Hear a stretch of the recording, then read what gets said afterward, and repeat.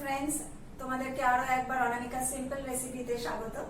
আজকে আমি আমার রান্নাঘরে নেই, বুঝতে পারছো হয়তো, কিন্তু আজকে আমি আমার কোনো রান্না করে তোমাদেরকে দেখাবো না। আমি এমন একজনের রান্না আজ তোমাদের সাথে শেয়ার করব যিনি আমার খুবই কাছের মানুষ এবং বেশিরভাগ রান্না আমি যার কাছ থেকে শিখেছি তিনি আর কেউই নন, তিনি আমার মা। হ্যাঁ, তাহলে উনি আজ 4 বছর হলো কিডনির সমস্যায় ভুগছেন।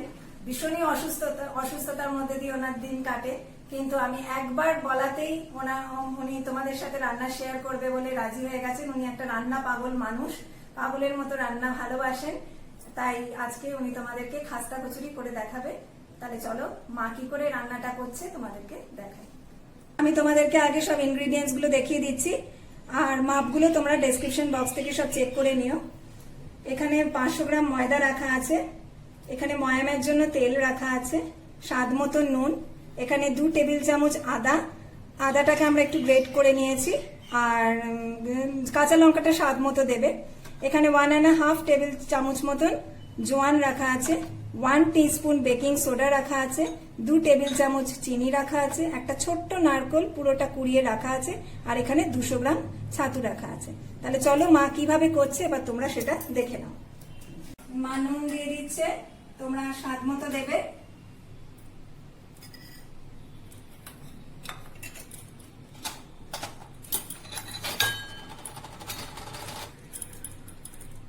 বেকিং সোডাটা মা দিয়ে দিল, তেলটা দিচ্ছে,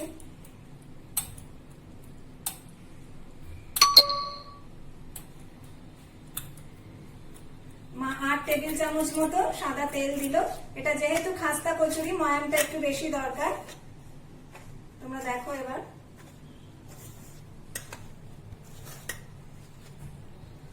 তোমাদেরকে আগেই বলেছি মার অসুস্থতার কারণ মার হাতটা একটু কাঁপে, তোমরা প্লিজ অ্যাডজাস্ট করো, কেউ কিছু মাইন্ড করো না।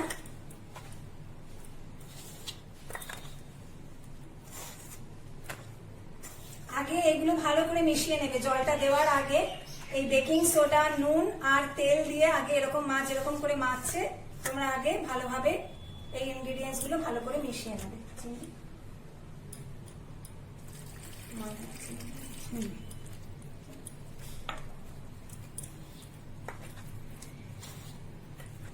লাস্টে আমি তোমাদের দেখিয়ে দেবো মাখাটা কেমন হবে। তোমরা দেখতে পাচ্ছ মাখাটা হয়ে গেছে, একটু নরম হবে মাখাটা, তোমরা দেখো এরকম নরম হবে। মার মাখাটা হয়ে গেছে, আমি একটুখানি ঠেসে দিচ্ছি, মাকে একটুখানি রেস্ট দিলাম। ভালো করে ময়দাটা খুব ভালো করে ঠেসে মাখবে।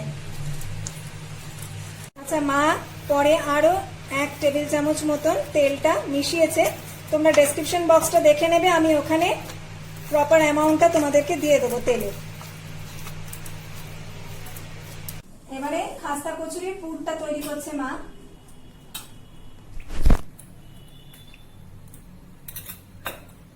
তেল দেওয়া হয়ে গেছে, একটু গরম হতে সময় দেব।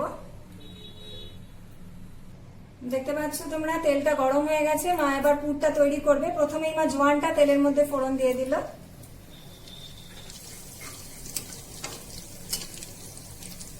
জোয়ানটা ভাজা হতে একটু সময় দেবে, তারপরে আদাটা আর কাঁচা লঙ্কাটা দিয়ে দিতে হবে।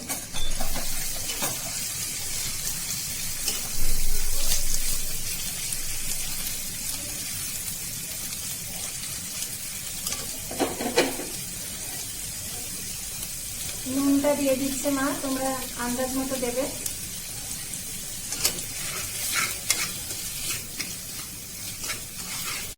এবারে নারকেলটা দিয়ে দিল, মশলাটা একটু ভেজে নিয়ে নারকেলটা মা দিয়ে দিল।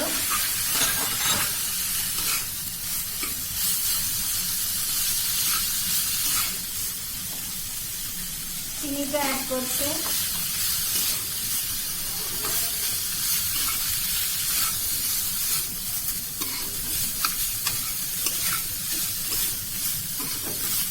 দিয়ে এরকম মা যেরকম করে ভাজছে পুরো মশলার সাথে নারকেলটা একটুখানি তেলে এরকম ভাবে নেড়ে নেবে। এবারে মা এটার মধ্যে ছাতু অ্যাড করবে, করে এটাকে খুব ভালো করে এবারে মিক্স করতে হবে। খুব ভালো করে নাড়াবে যাতে লাম্প না তৈরি হয়। খুন্তি দিয়ে সেগুলোকে ভেঙে ভেঙে একদম ঝুরঝুরের মতন ড্রাই মতন পুরটা লাস্টে তৈরি হবে। তোমরা দেখতে থাকো। দেখতে পাচ্ছ তোমরা, এরকম ভাবে নেড়ে যেতে হবে আর খুন্তি দিয়ে লামগুলোকে ভেঙে দেবে। পুরো মশলার সাথে ছাতুটাকে ভালো করে মিক্স করবে। আমাদের পুর রেডি। এবার আমরা গ্যাসটা অফ করে দেবো।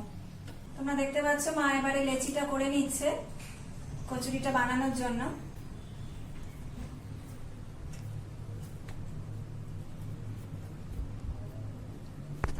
লেচি কাটা হয়ে গেছে আর আমরা পুরটা ঠান্ডা হতে খানিকটা সময় দিয়েছিলাম, পুরটাও ঠান্ডা হয়ে গেছে।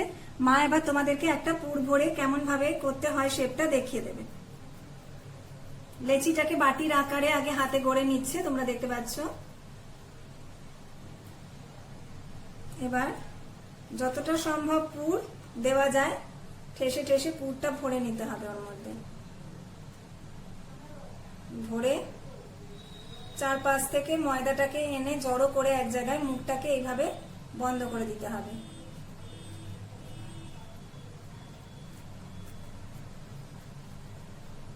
এরকম ভাবে বন্ধ করে আবার হাতে লেচির আকারে একটু গড়ে নেবে।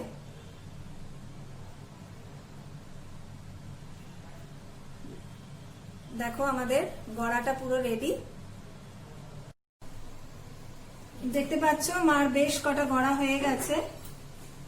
এবার দেখো তোমরা, কড়াইতে বেশ খানিকটা তেল দিতে হবে, এটা ডিপ ফ্রাই হবে। এবারে মা এটা ভাজবে। আর তেলটা খুব বেশি গরম করবে না, হালকা গরম থাকতে থাকতে দেবে, নইলে কি হবে লাল হয়ে যাবে। আমাদেরকে এটা অনেকক্ষণ ধরে ভাজতে হবে, কারণ লেচিটা যাতে ভেতরে কাঁচা না থাকে সেদিকটা খেয়াল রাখতে হবে। সেই জন্য তেলটা হালকা গরম হলেই তোমরা কচুরিগুলো ছাড়বে তেলে।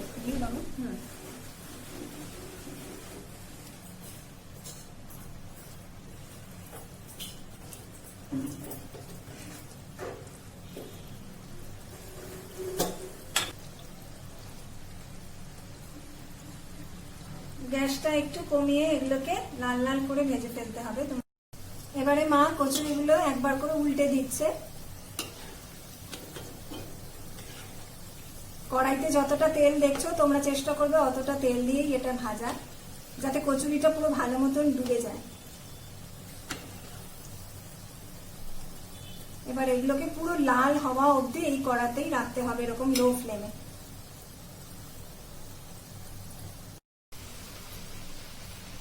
তোমরা দেখতে পাচ্ছ হালকা রং ধরেছে কচুরিগুলোতে, কিন্তু এটা ভালো মতন লাল না হওয়া অবধি এখনো কিন্তু লো ফ্লেমে আমাদের ভেজে যেতে হবে। এটা অনেকটা সময় নিয়ে কিন্তু ভাজতে হবে। কচুরিগুলো ভাজা হয়ে গেছে, এবারে মা এগুলোকে তুলে ফেলছে।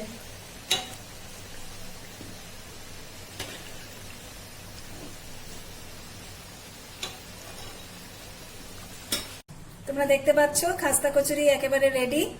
এটা যদি গরম না হতো আমি এখনই তোমাদেরকে টেস্ট করে বলতাম কেমন হয়েছে, কিন্তু সেটার উপায় নেই। তোমরা বাড়িতে অবশ্যই এটা ট্রাই করো, বানিও এবং তোমাদের কেমন লাগলো সেটা আমাকে জানিও।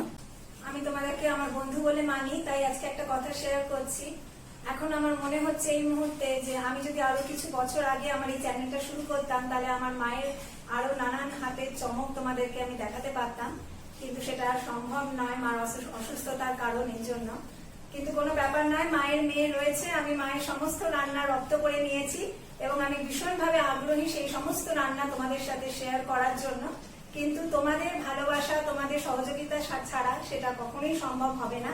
সেই জন্য তোমরা প্লিজ প্লিজ প্লিজ আমার চ্যানেলটাকে সাবস্ক্রাইব করো এবং বেল আইকনটা প্রেস করে দিও। তোমরা চাইলে আমাকে ইনস্টাগ্রামে ফলো করতে পারো, সেটার লিঙ্ক তোমরা আমার ডেসক্রিপশন বক্সে পেয়ে যাবে।